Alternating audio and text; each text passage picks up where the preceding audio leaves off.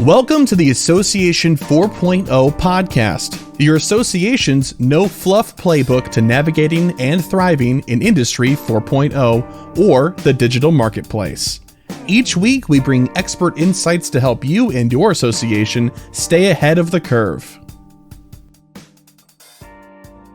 Hi, everyone, and welcome to the Association 4.0 podcast. I'm Sharon Rice, Managing Director of Business Strategy for orgSource, and we're recording this podcast during what we hope is the last full month of mandated restrictions due to the COVID-19 pandemic.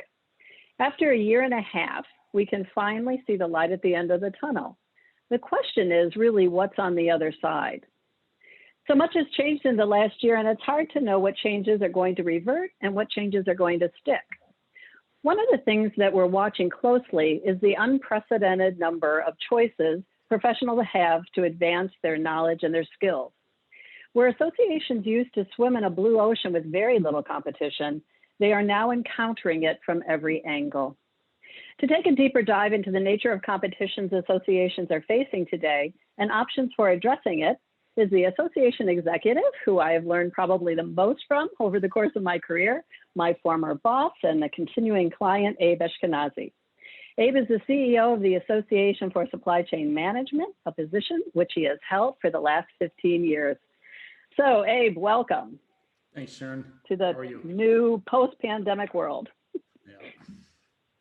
There's a lot going on right now, and just because I think it's somewhat obligatory, as you look back at the last year and a half and everything, that you've been through and everything that ASCM has been through, what strikes you as kind of being the most meaningful change that you're seeing in the environment? What do you think is going to be the lasting change of the pandemic? I think it's an acceleration of what we had seen prior to the pandemic. And that is that we are in a different market and we are in a different business environment for associations right now. The competition has always been there from other associations or other academic institutions or other content providers. What we're seeing right now is that the barriers to entry are extremely low.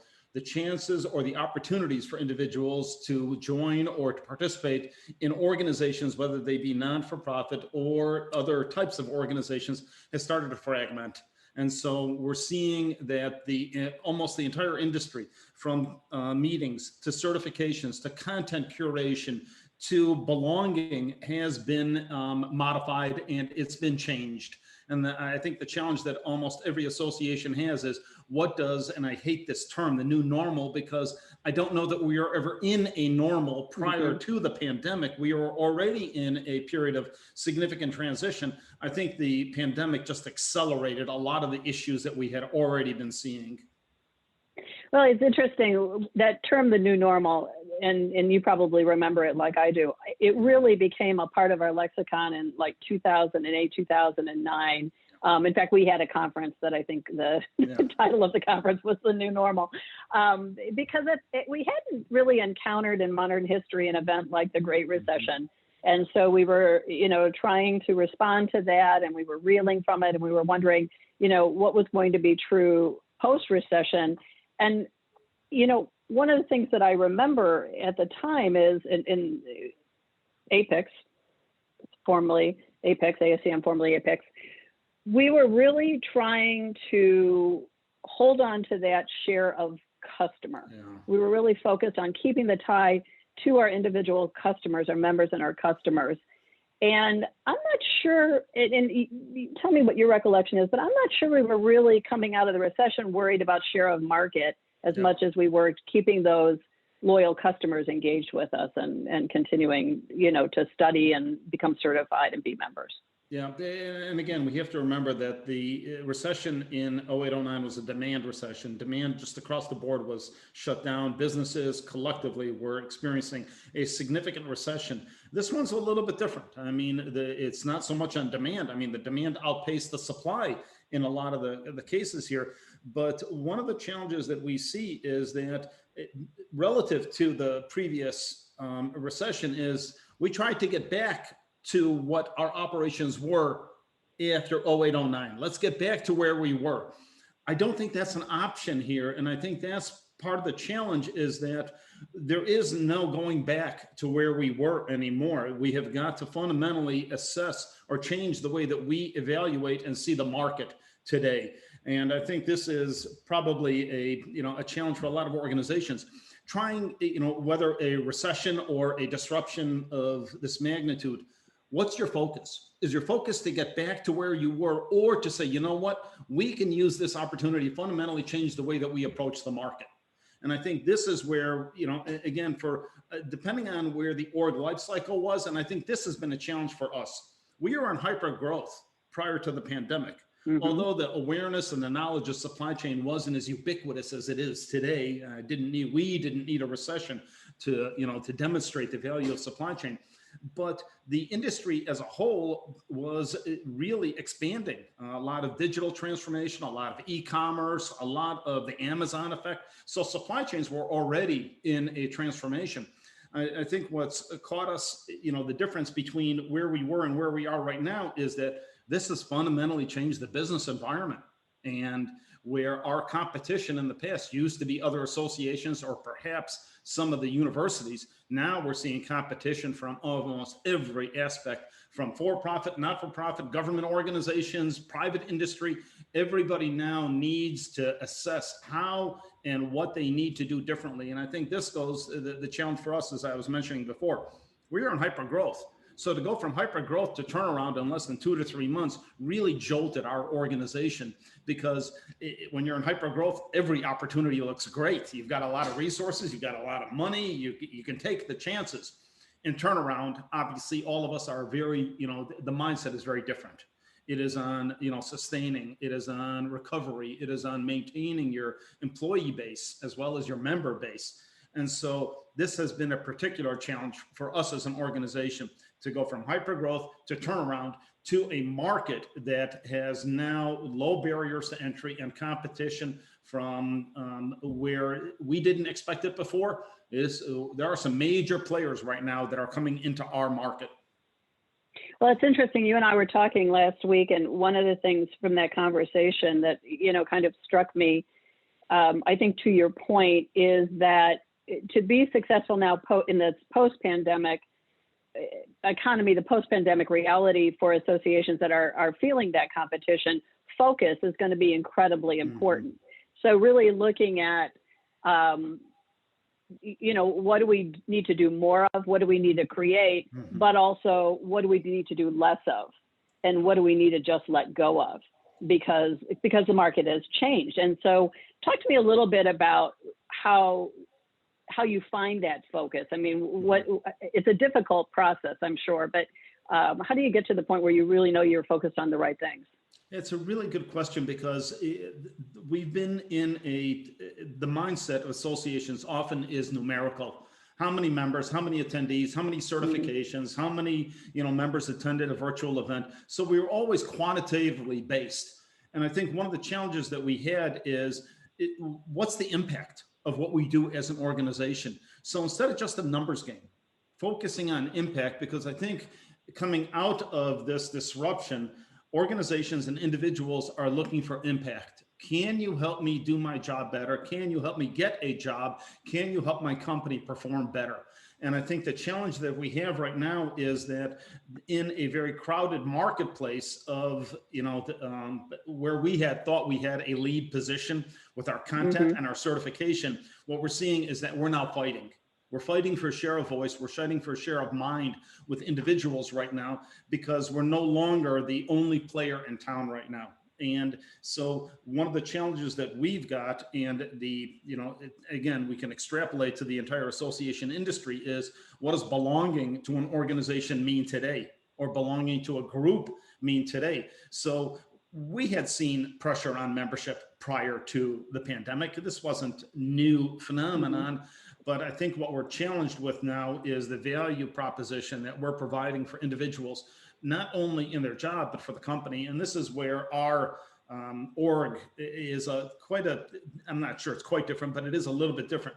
We're trying to address the individual. We're trying to address the business community, the private enterprises, as well as the community.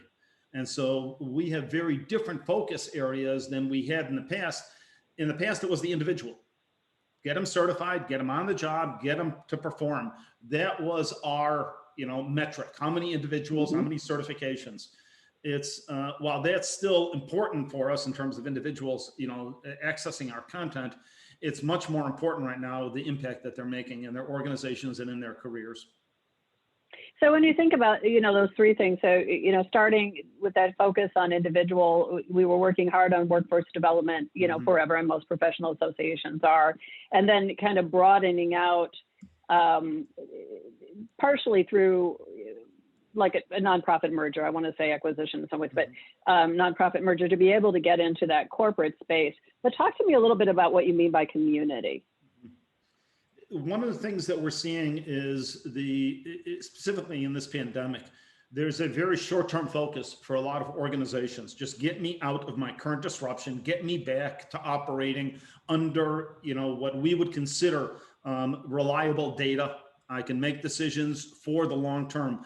And this has been a challenge for a lot of supply chain professionals, long-term planning. While they're trying to, put out fires in the back room, it's kind of hard for them to think about long-term sustainability for an organization.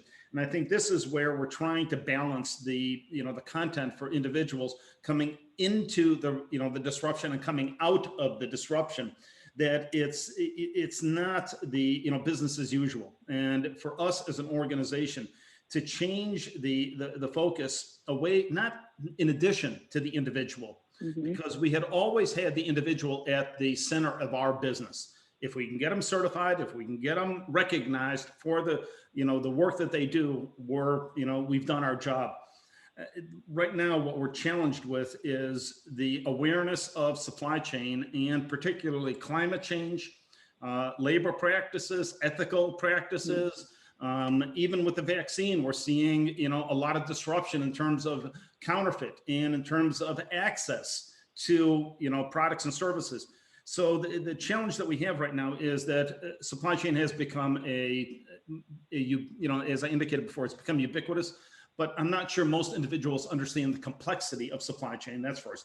Secondly, the impact that supply chain has on our lives, not only in getting our stuff that everybody wants, high quality and huge variety and low cost and rapid delivery. Those are the expectations today. The impact that supply chain is having on economies, on ecology, and collectively on industries is significant. And this is where we believe that we can make a difference through supply chain. And that it's not just on the financial side, it is on the ethical and it is on the environmental side. And this is why it's the community, because while the impact to, that an individual can have in applying their trade is important, we believe collectively we have a responsibility for our environment and for the ecology. And this is where supply chain needs to step up. And in addition to the, just in time and financial focus, we need to focus on the sustainability and the impact that supply chain has on our community and on our lives. So this is supply chain really kind of fulfilling its destiny in a way, it reaching its potential, which is really exciting. But as you're talking, what I'm also thinking is, are you sure that ASCM hasn't moved into other people's markets? I mean, I know you're feeling the competition from others, but when you're thinking about it this broadly, is it perhaps you that's moved into somebody else's market? Are you the competition? No, you're absolutely dead on that point. And I think one of the things that we've recognized is that we've got to work through other associations, that we can't go it alone. But I think what's been positive about it is that almost every association understands that they have a supply chain issue. And so it's no longer, an arm's length. Oh, this is not our, responsibility. Now everybody owns supply chain, which is kind of cool because at least they recognize the impact the supply chain has. But to your point, yes, organizations are developing supply chain content. So, I can answer positively. Yes, we are moving into other organizations' market space as other organizations are moving into our market space. I'll give you a great example. Gartner, MIT, they're moving into our market space. McKinsey, they're curating content as rapidly as anybody else. We're moving and competing with schools. That now the certifications and our certificates are now competing with the capability development and the content or the competency development for individuals. And so as the market is shaking out in terms of what is necessary for a supply chain professional. And I think this is one of the areas, to your point, where we've fundamentally changed. We used to be focused on the career-oriented individual. More often than not, baccalaureate and majority of master's degree individuals that were accessing our content. We're seeing individuals now with very little knowledge of supply chain and very little formal education getting their foundational knowledge, whether it be in logistics or distribution or procurement, and getting back on the job. It is not career-oriented individuals, it's job-specific individuals. And so this is where we've taken a significant change in terms of our market. We view a much broader market. So to your question, absolutely, we have moved into other areas, but it's also, we've seen a significant gap in terms of developing supply chain professionals. Deloitte study just came out with the Manufacturing Institute. By 2030, we are not going to have enough supply chain professionals. That's the next 10 years. This isn't a function of the next 6 months. We're seeing a systemic issue on the lack of competent, capable individuals. So back in the day, when you and I were both starting, working with associations, one of the luxuries that we had was that associations had a credibility that for-profit companies did not have. We weren't owned. We, didn't have shareholders. The interest was always in the member, whether that's a professional or, a corporation. And so I think we were viewed somewhat as impartial. Our education was better because it was developed usually by a team of volunteers. So it represented standards in a way that, maybe we wouldn't have seen. But over the course, and I would say this has a lot to do with the digital revolution, certainly. Organizations can put out content without having that cadre of volunteer leaders that are vetting it, and yet the market is accepting it in much the same way that they accept association content, at least from my observation. Do you think that's true? No, absolutely. It's I think we have a credibility question here in terms of the resources. Where is content coming from? How relevant is it? How qualified is the content? And I think this is one of the things that the halo effect that you just described for tax-exempt organizations. We do have a halo where the assumption is that we are for the greater good, that we are using our resources and our focus on the broader community and not just a financial objective or making a return on investment. So the impact on mission and margin, I think, or the balance between margin and mission has always been there for organizations. I think the challenge for us as an industry is that we've got to start thinking like for-profit companies. We can't use that hook that we've always used, that we are agnostic, we are independent, we are the organization, the go-to organization. Individuals are looking for information, and it doesn't matter where it's coming from. Can it help me? Can it help me do my job better? Can it help me my company perform better? And it's not as critical that it comes from ASCM.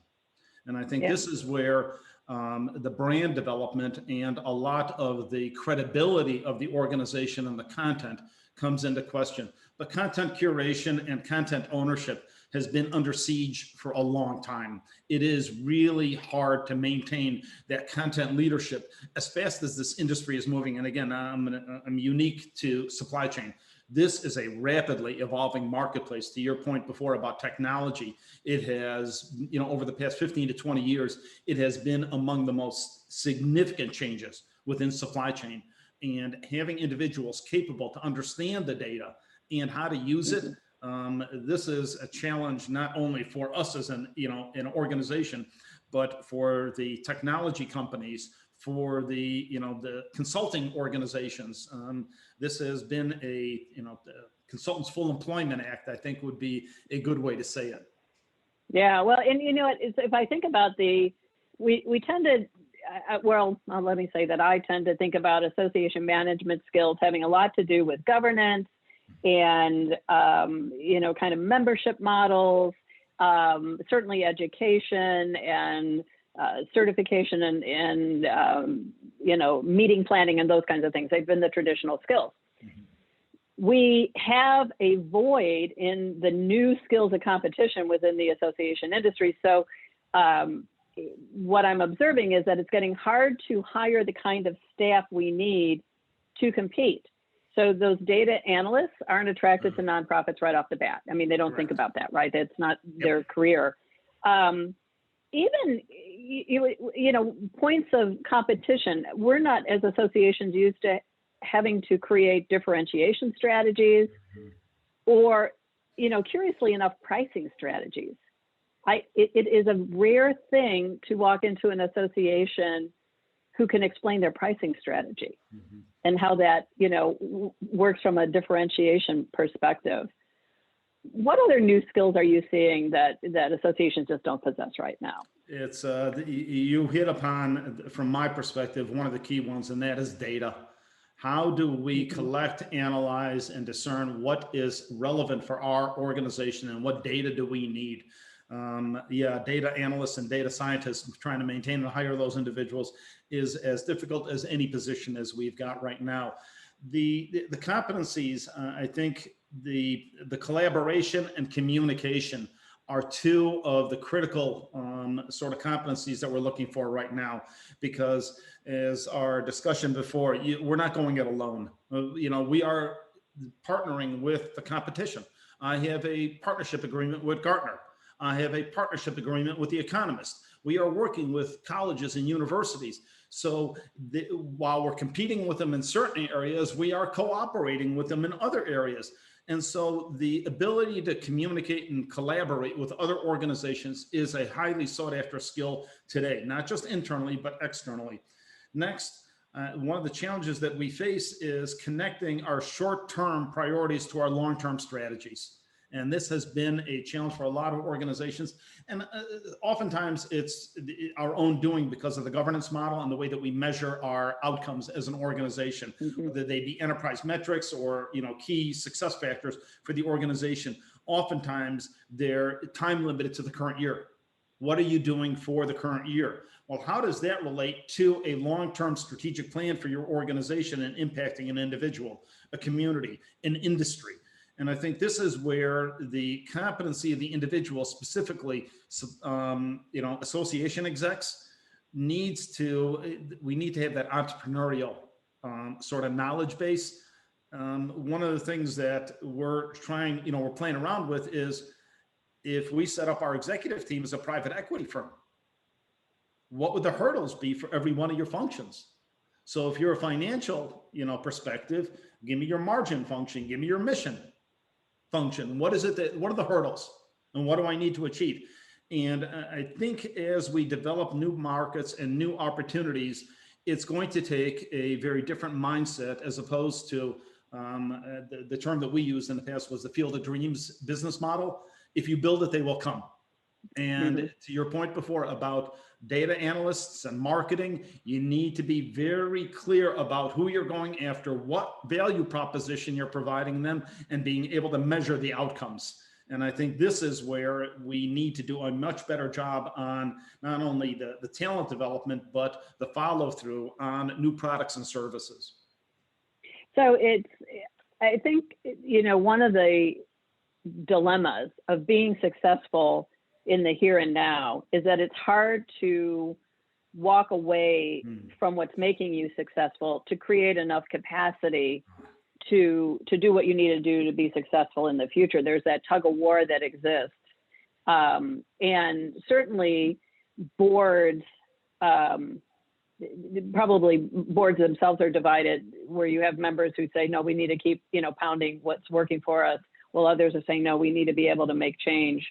How do you manage those two dynamics? Because obviously what's currently successful is funding your potential, but it's also draining your resources. So how do you manage those?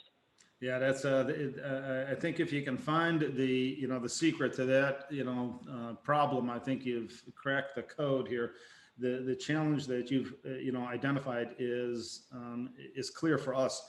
We have a number of cash cow products that we have as an organization, and they're predominantly content based. And back in 2015, 2016, we had identified back then that content was not going to have the value that it has in the future.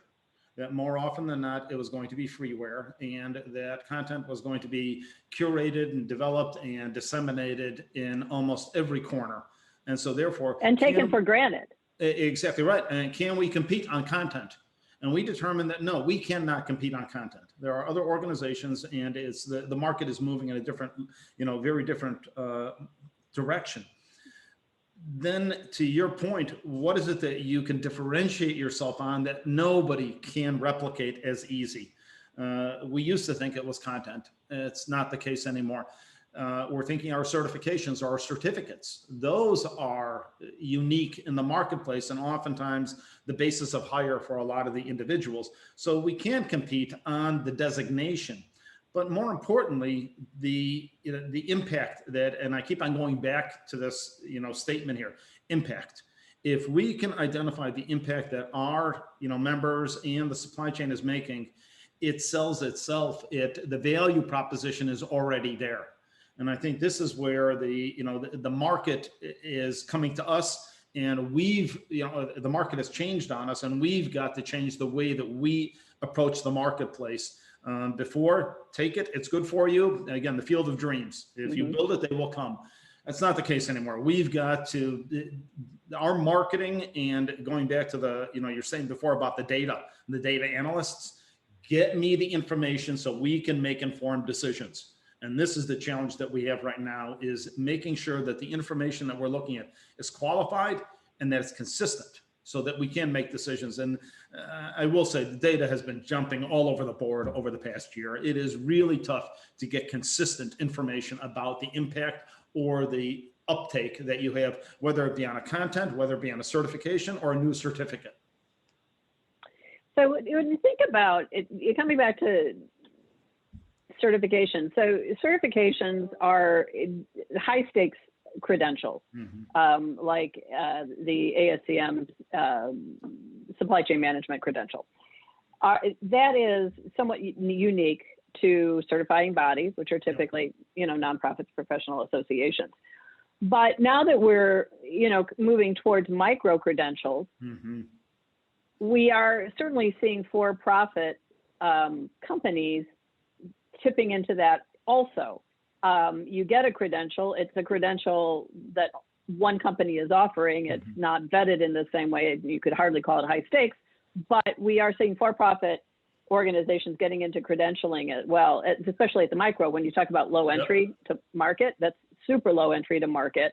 And these companies, like I don't know that McKinsey is offering a credential, but it could be that somebody would value that because of the name, the brand name. Right. So do you think that we're going to also get to a point where certifications become commodities as well?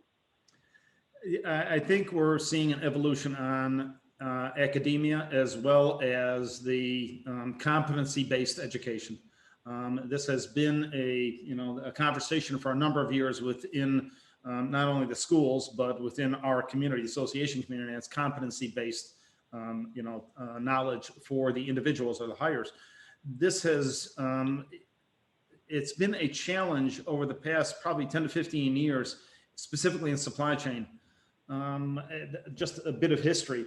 In mid-90s, you had probably a half a dozen to a dozen schools in the world that had a supply chain program, had a supply chain degree. So we were often a corollary or a substitute for a baccalaureate or a master's degree for individuals in supply chain. The market today, as we sit here, there are over 500, and it's probably close to 1,000 now, academic and other organizations that develop credentials, baccalaureate, master's degrees, certifications, certificates. It is an extremely crowded marketplace. And from our perspective, go to the employer. How satisfied is the employer right now with the talent pool that's out there? And I can tell you there's a significant amount of dissatisfaction with the capability of the individuals. And so even graduating individuals, college graduates, employers are very dissatisfied with the competency of the individuals to perform on the job.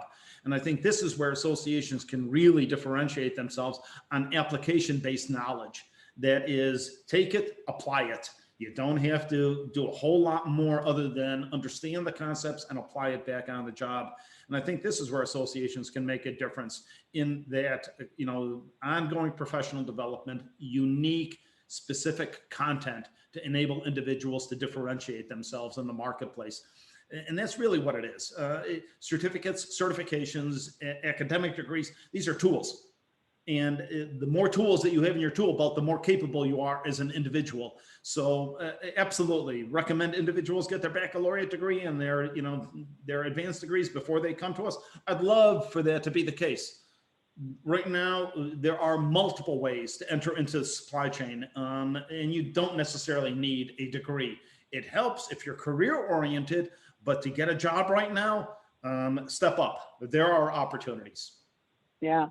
So going back to the point about collaboration, and, I think that most associations would consider themselves to be collaborative, that, it's like nonprofits, we don't compete, we, get along, we work together. But my sense is that when you talk about collaboration, even with for-profit companies, it's not, you're not looking for a sponsorship, which would be one way we would call it a collaboration, but it was typically a sponsorship of some, they were paying us to do something, or, we were giving them airtime, or, whatever it is. But what is the nature of collaboration that you're talking about? What's the difference in your mind when you think about how we're working potentially with for-profit partners? Yeah, and it is unique to the content that we're developing with them.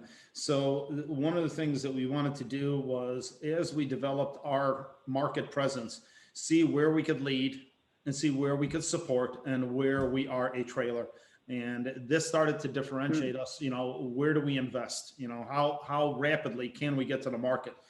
The two areas that we thought we needed a partner for. So the first is, do you need a partner, or can you go it alone? And then the second question is, well, if you need a partner, who is the most appropriate partner for you in the marketplace?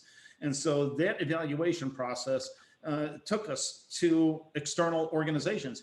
I will also tell you that in a couple of cases, it's taken us to other associations. Healthcare. As we all know, healthcare has a very unique supply chain.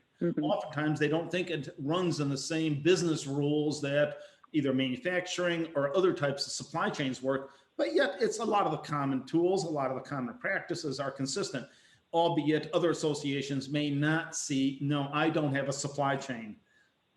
When they start to break it down, they'll see that their processes are fairly consistent with almost any supply chain, albeit industry focused.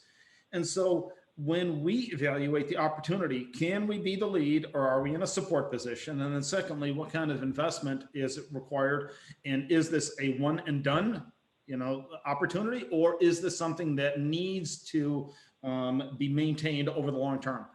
We wanted to invest in long-term relationships with organizations as opposed to a research study. You do the white paper and that's the end of it. So the work that we've done with The Economist is going to build on the benchmarks that we've already established for resiliency and sustainability. The work that we're doing with Gartner right now starts to focus on DE&I. So we're taking a look at strategic imperatives for the organization, much longer term impact, as opposed to just develop a certification, have people take it, or certificate program, and that's all, we're done. As we know, DE&I, sustainability, and resiliency, these are journey type activities. These are not destination type initiatives. And so the evaluation internally was, can we be a lead? And if we can't, who would be the most appropriate? And what is our role within the organization and within the market? Can we establish that credibility for our organization working with the other companies? So I'm thinking, as you're talking, and we, again, back to impact on the community from an ethical supply chain perspective, from an environmental perspective. You've got Gartner and you've got the United Nations, you're working with the Gates Foundation, and you're working with The Economist. Is this your partnership dream team? To tell you the truth, I think what we're recognizing is that our organization needs to be a hybrid between the what has brought us to this point, the traditional association work, but then we need to start thinking very entrepreneurial in terms of what the future holds, because the competition is moving faster. They're better funded than we are, and they're quicker to decision making, which has been a challenge for us as an industry for a long time, is getting rapid decisions out of boards and the governance structure that we have. Internally, it takes about 6 to 9 months to get a major decision through our board. Other organizations don't have that, that internal governance structure that they have to go through. So they're more, I would say, quicker to the, on the pickup. We have got to be quicker. We have got to be much more responsive to what the market holds, and the opportunity. It goes by fairly quickly, and I think this is one of the areas as an organization we are really challenged, because we had developed standards for the certification. These are not what you would consider cutting edge content. No organization wants to, be the test tube for a new product or a new, procedure. They want accepted business practices. Well, how do you be both? How do you develop that, the content that is accepted standards within the industry and benchmarks, and at the same time be that organizations that are on the cutting edge, whether it's AI, machine learning, or a lot of the digital transformation that organizations are going through right now? How do you balance the need between our investment in our core content versus what organizations are looking for to transform them? So you're really focused on, in the context of that partnership then, and I mean, all the organizations that we mentioned, I'm sure, have their own issues. But what you're focusing on, it sounds like, is how do you be the best partner in the context of these really high profile partnerships, right? And how do you live into that and make sure that your organization can hold your end of the deal as you look at this?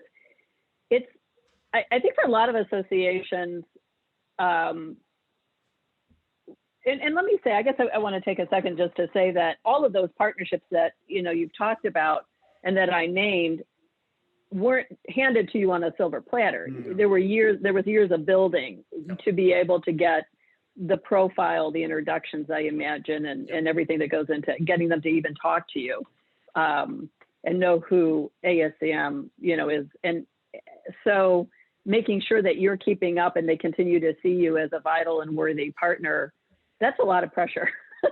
I'm feeling like that's a lot of pressure. There's a lot going on there, especially in the environment that we're in right now. I mean, how do you go about creating that organization that can be a worthy partner to The Economist? You're describing one of the challenges that we have is, how do you manage all of this in a disparate, marketplace where you can't see anybody anymore, you can't travel anymore, right. You can't, the work that we're doing in Africa, as you were pointing out with the Gates Foundation, while they've moved on to the COVID issue, we have maintained our relationships with the ministries of health in the African, region, sub-Saharan Africa, where we're working. It's critical that we maintain those commitments to individuals, because you got to walk the talk. And I think this is where organizations, specifically associations, can make a difference. Indicate what you're going to do and then do it. And I think aspirationally, I think this is where we have really, I'm really proud of the organization in terms of its commitment to long-term sustainable business practices. While there are short-term opportunities for us to take advantage of, I'm more concerned about a sustainable business model that we can rely on for many years to come, that 3 to 5 year time frame that we are really focused on right now. In the short term, we're going to see quite a bit of disruption, but from our perspective is being that, you used the great phrase, being a good partner to other organizations and viewing value proposition as a much broader context, as opposed to what's in it for me. If I can make you successful, I know that you're going to reach back to me and work with me. And so while we're working with these other organizations, it is a core of what we do as an organization, albeit in different markets, in different regions across the globe, but it's still a focus on the individual, on the industry, and on the community. So that doesn't change irrespective of where we deliver. It's still those three that really centers us as an organization. So one last question for you before we have to bring this conversation to a close. As we come out of the pandemic, what do you hope changes for good? And what do you hope returns to pre-pandemic ways? I don't want to go back to the pre-pandemic ways in terms of the short-term focus. I think we need to have a sustainable focus as an industry and as professionals. We have focused on just in time for a number of years on efficiency and effectiveness. What we didn't prepare for was the just in case. And the role responsibility that supply chain has, I think, is now well understood at an individual level, at a community level, at an economy level, and obviously at a climate change and an economic and ecological basis. We understand the impact that supply chain has. I am hopeful that we take this opportunity to recognize that supply chain can have a significant positive impact on our world, not only on economies, but on ecologies as well. You and I, a number of years ago, we came up with this little axiom of how do we know we're making a difference? Well, if we can train an individual and if we can get them on the job and have them make a difference, they're going to make their organizations better. If we can make their organizations better, they're going to make economies better. If we can improve economies, we can improve lives. So we can connect what we do with the individual to having an impact on people's lives. And that's what really drives us as an organization. So that's first, I don't want that to change. I want that to be as a hallmark of what we do as an organization. What I'm hopeful is that we have a much better understanding of what our collective responsibilities are as opposed to individual responsibilities. And I think this is one of the hallmarks of supply chain. It is based on collaboration. There's very few supply chains that are owned and operated collectively within one organization. So collaboration, communication really is at the foundation of any supply chain, whether you're talking about tier 1, tier 2, tier 3 vendors or customers. It is an extended relationship that you've got. So this is a wonderful opportunity to make a difference holistically. And I would hope that as we move out of the current pandemic and start to make the necessary decisions, we do with an eye towards our responsibility to the community and to the ecology and to the environment. It is a top priority for almost every organization, at least the top 3 priority for every organization. That's climate change and sustainability. Supply chain can have a significant impact on improving it. You know, when I first started working with you at Apex, you, and almost it felt like every conversation we had, you were like, Sharon, it's about supply chain. And I'm like, yeah, it's about supply chain. I know. And at that point, you know, I had very little understanding of supply chain. One of the things that I think is true for associations, so I became equally obnoxious as I learned more and then really understood the interconnection and how almost every business strategy today really is about supply chain. If there was that one thing that I would want every association to be able to understand coming out of the pandemic, and for all the reasons that you've very eloquently stated during this conversation, is I would want every association to be able to understand supply chain and why and the insights that supply chain and understanding supply chain can have for their business moving forward. I think it's one of the fundamental organizing concepts of doing business today in this world. And it's very powerful for me. I remember, you know, being really giddy when I saw the first supply chain storyline on television. And now, of course, every day, every news broadcast, every second, it's supply chain, supply chain, supply chain. So it's really, you know, been a wonderful thing to watch. I'm very proud of you and very proud of all the staff at ASCM for the difference that you're making and how you've advanced as an organization, and really excited to see what comes next. Thank you very much, Sharon. This has been an extraordinary journey, and just having a part of it has been just not only personally rewarding, but more importantly, being able to make a difference in somebody else's life. I can't think of a more appropriate objective that any association can have. Yeah, I agree. So thank you, everybody, for listening to this podcast. We appreciate the time and the energy that Abe, you've put into it today, and we'll talk to everyone soon. Bye-bye. We hope you enjoyed this episode and discovered tips and information that will add value to your leadership style and your association. orgSource specializes in positioning teams for success with solutions for technology, strategy, and marketing. Please contact us at info@orgsource.com or visit www.orgsource.com to find out how to keep your organization on track to Association 4.0.